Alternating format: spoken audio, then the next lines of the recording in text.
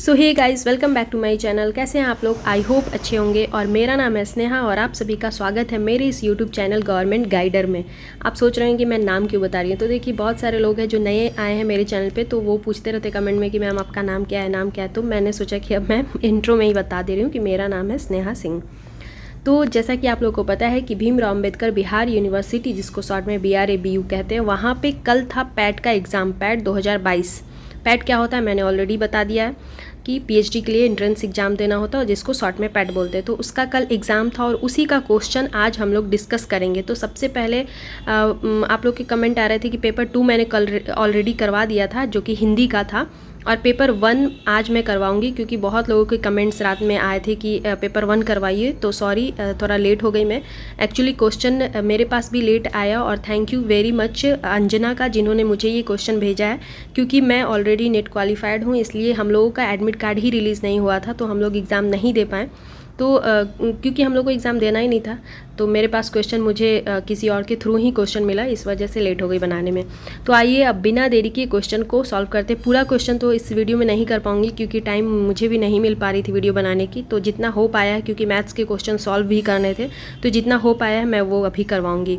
तो बिना देरी के शुरू करते। सबसे पहले तो ये क्वेश्चन जो आप देख रहे हैं स्क्रीन पे है, ये डाटा इंटरप्रिटेशन का क्वेश्चन है, जिसको शॉर्ट में DI बोलते हैं। तो ये हम बाद में करेंगे, क्योंकि अभी मैं इसको सॉल्व नहीं की हूँ, इस वजह से मैं नहीं करवाऊँगी।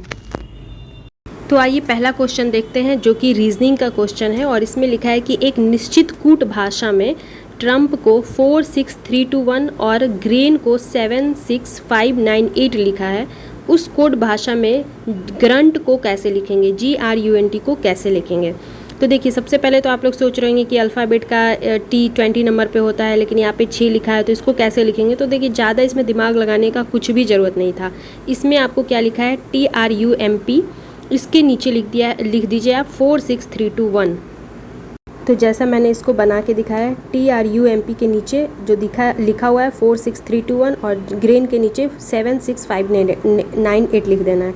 अब देखिए, इसमें कॉमन क्या है, G के नीचे 7 इधर भी है, और फिर दोनों में मिला लेना है कि अगर सेम चीज़ आ रहा है तो यहाँ पे भी R 6 है और यहाँ पे भी R के नीचे 6 है। इसका मतलब है कि दोनों, ये जो चीज़ इधर है, जो अल्फ़ाबेट का नंबरिंग वो दिया है, वही हमको इसके नीचे डाल देना है, और ये आपका आंसर हो जाएगा। GRUNT को 76384। तो इसका आंसर 76384 होगा। अच्छे से आप लोग देख लीजिए और लिख लीजिए। फिर दूसरा क्वेश्चन है आपका, जो कि सीरीज़ का है, और ये भी रीजनिंग का क्वेश्चन है। इसमें 13, 17, 19, 23 और 29, इसके बाद अगला चरण क्या होगा उसके बारे में आपको बताना है। तो आइए इसको भी सॉल्व करते हैं। तो आइए देखते हैं। सबसे पहले 13, 17, 19, 23 और 29 को स्क्रीन पे लिखते हैं।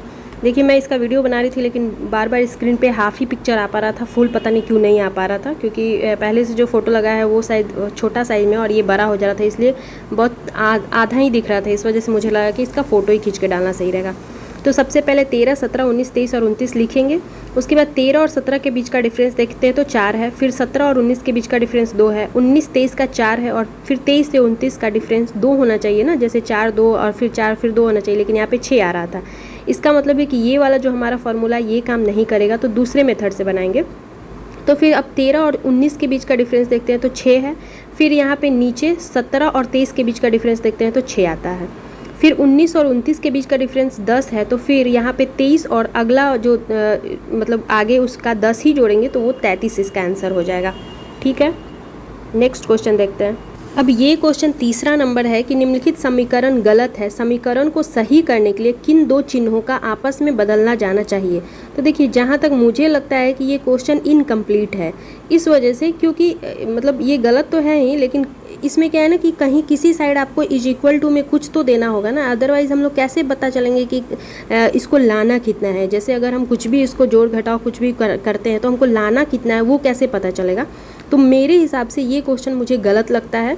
तो अगर आप लोग को किसी को इसके बारे में पता है तो आप कमेंट में बता सकते हैं कि ये क्वेश्चन सही है या गलत। मेरे अकॉर्डिंग ये क्वेश्चन ही पूरा गलत है। इसमें अगर जैसे 25620 माइनस 256 दिया, या तो यहाँ पे इज इक्वल टू होना चाहिए, या फिर इधर 2014 जहाँ पे वहाँ पे इक्वल टू होना चाहिए, कहीं कुछ साइन का मिसिंग है, इसकी वजह से ये गलत लग रहा है मुझे।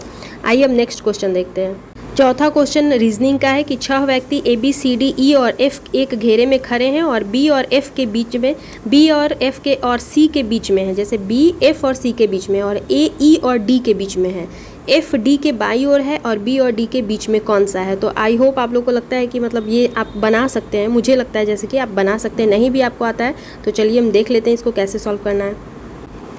तो मैंने क्वेश्चन को बनाया था, बना के वीडियो भी अपलोड किया, लेकिन क्या करें ये क्वेश्चन मतलब स्क्रीन पे जूम हो जा रहा है थोड़ा सा, पता नहीं क्या है, इस वजह से क्वेश्चन पूरा नहीं दिख पा रहा है। तो आई होप आप लोग के पास तो क्वेश्चन होगा ही, तो आप देख लीजिएगा, और नहीं है तो पीछे वाले में देख लीजिएगा। तो इसमें पहले हमको दो मतलब एक ही के अंदर हम दो फिगर को लेके चलते हैं। बोल रहे हैं कि बी एफ और सी के बीच में है, तो एक में हम एफ को दाएँ साइड में लिख देंगे और एक में एफ को अंदर लिख देंगे। तो वैसे करके बनाएंगे जैसे मैंने ये काट के बनाया है। उसके पहले मैंने दाएं साइड में एक जगह सी लिखा था और बाएं साइड में एक जगह एफ लिखा था, तो वैसे करके। लेकिन जब पूरा बनाइएगा आप तो पता चलेगा कि नहीं, क्योंकि जो अगला बोल रहा है ना कि ए ई और डी के बीच में है, तो उसको हम जब लेके चलेंगे तो ये दाएं ही हो जाएगा, यानी कि जो बी है उसके दाहिनी तरफ एफ बैठेगा और फिर एफ के दाएँ तरफ डी बैठेगा और डी के दाएँ ए बैठेगा और फिर ई बैठेगा, वैसे करके है। तो फिर इसमें जो क्वेश्चन पूछ रहा है कि बी और डी के बीच में कौन बैठेगा, तो बी और डी के बीच में एफ बैठेगा। तो देख लीजिए यही आपका आंसर है कि बी और डी के बीच में एफ बैठेगा।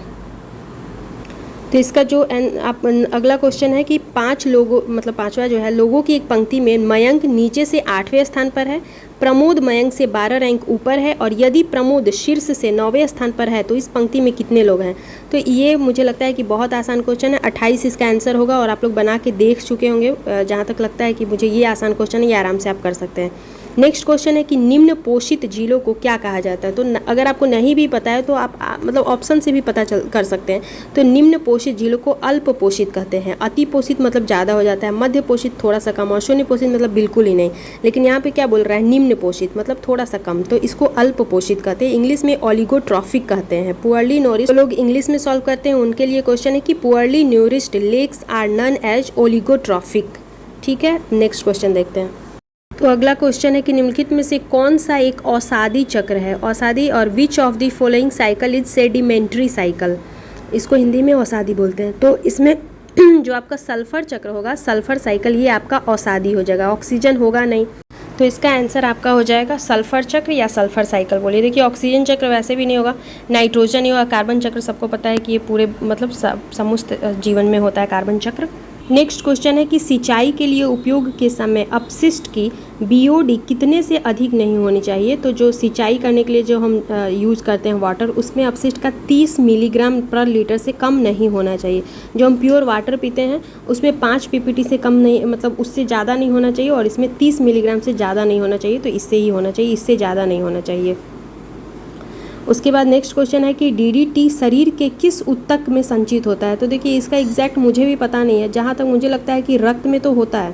अभी कुछ दिन पहले ही मैंने ये क्वेश्चन कहीं तो सॉल्व किया, लेकिन मुझे याद नहीं आ रहा है कि कहाँ पे किया। शायद इन्वायरमेंट वाला चैप्टर जब मैं यूजीसी नेट का करवा रही होंगी उसमें की होगी ज़रूर। तो जैसे मिलेगा मैं आंसर मैं आपको बता दूंगी, लेकिन मुझे कंफर्म याद नहीं आ रहा, क्योंकि जल में होता है डीडीटी घुलनशील, और वो हमारे बॉडी में जाता है, और बॉडी में वो फेफड़ा वगैरह में जैसे मलेरिया टाइफाइड वगैरह होता है तो उसी के थ्रू होता है ये। तो ये अब समझ में नहीं आ रहा संचित कहाँ होता है, मांसपेशी में, हड्डी में तो नहीं होता है, मांसपेशी या रक्त या फैट, इसी में से कहीं एक होता है। तो जिसको आंसर पता होगा वो आप मुझे भी बता दीजिएगा, जिससे कि बहुत सारे लोगों को भी पता चल जाए इस चैनल के थ्रू। फिर इसमें है कि तमिल निम्नलिखित में से किस भाषा परिवार से संबंधित है। तो तमिल देखिए ये द्रविड़ियन भाषा से, इंडो आर्यन नहीं होगा, तिब्बत वर्मन नहीं होगा, ऑस्ट्रोएशियाटिक नहीं है, तो द्रविड़ियन है। द्रविड़ में आप लोग को पता है जो नीचे साउथ में हमारे तमिल भाषा है, और वो द्रविड़ियन की भाषा है। नेक्स्ट है मेरा, निम्नलिखित में से कौन सी एक अमूर्त भाववाचक संज्ञा है।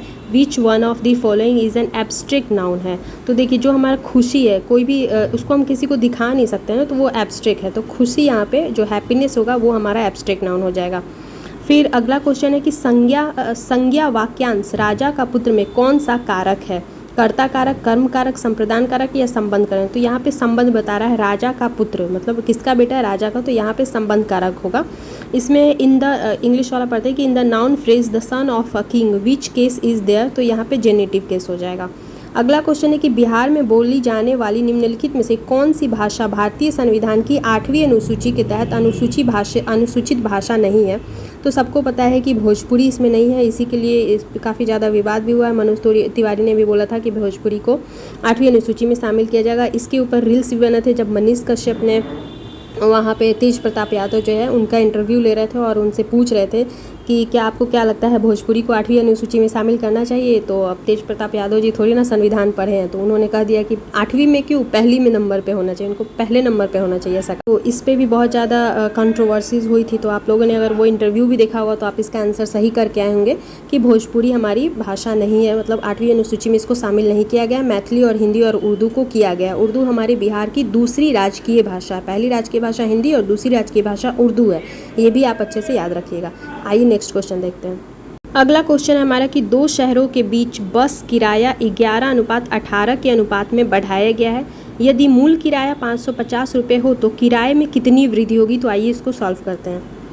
तो इसमें क्वेश्चन भी मैंने लिख दिया है, क्योंकि क्वेश्चन पीछे चल जाता है तो फिर दिक्कत होता है, और मैंने पूरे के वीडियो बना के ये सारा सॉल्व करके बताया है। लेकिन क्या करूँ, यहाँ पे एक फॉर्मेट में जो रहता है उसी फॉर्मेट में सारा पेज डालना पड़ता है, अदरवाइज़ वो छोटा बड़ा हो जाता है। यही प्रॉब्लम आ रही है, जिससे की वजह से थोड़ा नहीं बन पा रहा है। तो पहले देखिए, दो शहरों के बीच क्रमशः बस किराया जो था 11:18 के अनुपात में बढ़ाया गया, और यदि मूल किराया 550 है तो किराए में कितनी वृद्धि हुई। तो देखिए, पहले हम 11:18 लिख देते हैं। तो मेरा मूल किराया जो का अनुपात जो है, पहले वो मेरा 11 था और उसको बढ़ाया गया कितना, तो 18 बढ़ाया गया है। तो मूल किराया कितना है मेरा 550 है। तो 11 में 50 से गुना करेंगे तभी मेरा 550 आएगा ना। 11 × 5 = 55 और 1 0 तो 50। तो फिर वैसे ही इसको भी सेम ही, जब रेशियो होता है, रेशियो कभी बढ़ता घटता नहीं, वो एक ही होता है, चाहे आज जितना होगा वही 5 साल बाद भी होगा। तो रेशियो कभी बढ़ता घटना नहीं है। तो वैसे ही 18 में हम फिर इधर 50 से गुना करेंगे तो हमारा 900 आंसर हो जाएगा। इसका करेक्ट आंसर 900 होगा। कितना, यदि मूल किराया 550 है और 18 में बढ़ाया गया तो 900। दूसरा क्वेश्चन है कि प्रथम 39 सम संख्याओं का औसत क्या है। तो देखिए, इसका जो एवरेज निकालेंगे, ये फर्स्ट इवन नंबर मेरा 2 हो जाएगा और लास्ट इवन नंबर मेरा 2 × 39 यानी कि मेरा 78 हो जाएगा। तो इसका जो फार्मूला होता है एवरेज औसत का, तो पहला संख्या प्लस दूसरा संख्या, तो 2 + 78 और बटा, क्योंकि एवरेज में 2 ही संख्या है इसलिए नीचे हमेशा 2 लिखेंगे। तो अब काटेंगे तो 80/2 काटेंगे तो 40 हो जाएगा आंसर। फिर नेक्स्ट क्वेश्चन है कि यदि अनुज 4 किलोमीटर/आवर की गति से चलता है तो वह अपने स्कूल में 6 मिनट देरी से पहुंचता है। लेकिन यदि वह 5 किलोमीटर की गति से चलता है तो वह 6 मिनट पहले पहुंचता है। तो घर से स्कूल की दूरी किलोमीटर में क्या है। तो देखिए, ये बहुत ही ज़्यादा डिमांडिंग क्वेश्चन है। ये आपके UGC नेट के भी एग्जाम में आता है और अदर कॉम्पिटिटिव एग्जाम में भी इस टाइप के क्वेश्चन